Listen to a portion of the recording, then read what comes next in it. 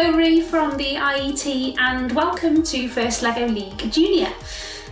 We're so excited that you've registered for Boomtown Build, and whatever capacity you feel that you're able to deliver the programme, these videos are just to help you along the way, give you some tips and show you what you should be focusing on in each session. So whether you're running a programme at home or in school, use this as you need to. So pause, rewind, fast forward, whatever helps you.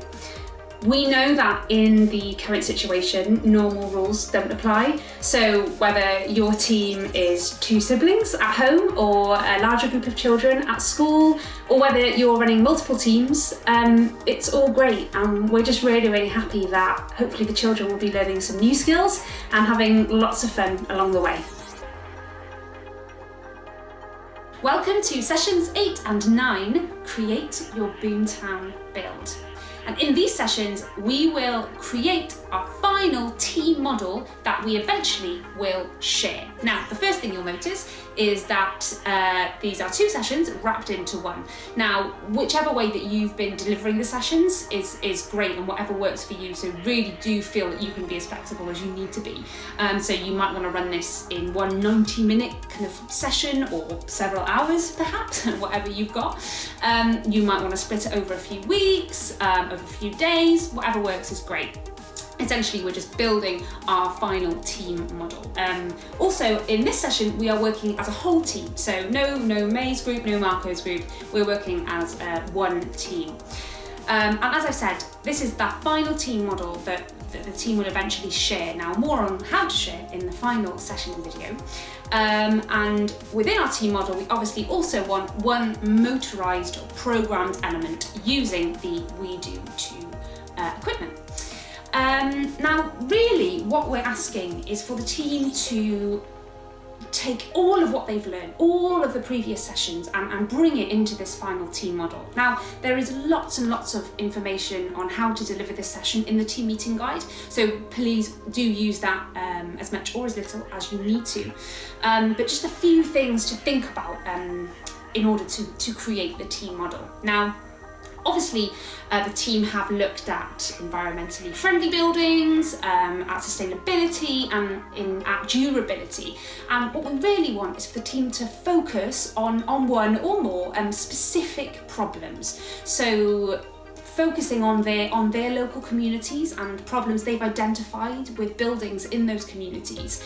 We want them to look at one of those and how they might want to improve it. Now, hopefully, you've talked about all of this in the previous sessions, and so really do encourage them to look back through their engineering notebooks and think about one thing that they would really like to focus on.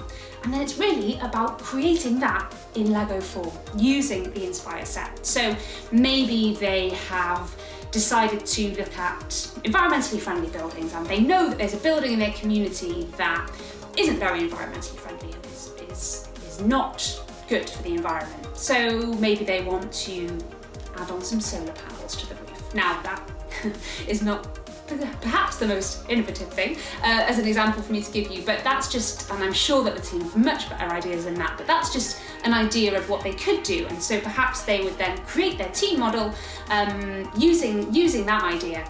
And then really it's about creating a town to go around that. So one idea that they want to focus on and they want to solve a problem, and then building their own town around that.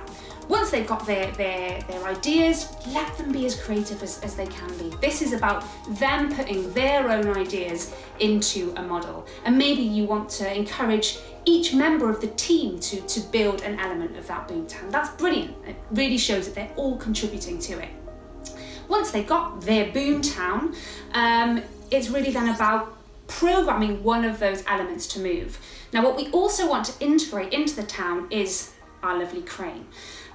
So think about how the crane might work in their town and what the crane could bring to that town.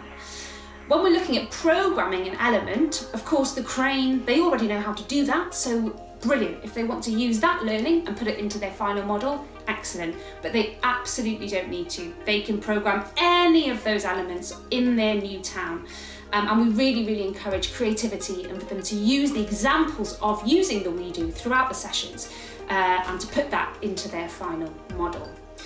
So just a couple of other things to think about when the team are building their model is you might want to create the model on something that it can then be transported with. Now, we don't think you're really going to be travelling very far to take those models anywhere, but perhaps if you're in a school, you might want to take it into the school hall, or if you're doing this at home, you might want to transport it into a different room. So just think about that when you're building the model and some surface that you can then transport it.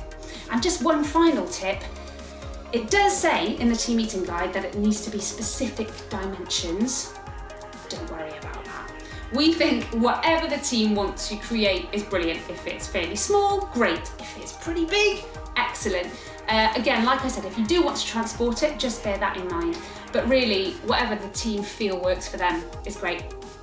So really, that's about it for sessions 8 and 9. It's all about building, it's all about programming, and it's about taking the learnings that we've developed over all of the sessions and bringing them into our final team model that will be that team's very own Boomtown. We hope you really enjoyed session 8 and 9.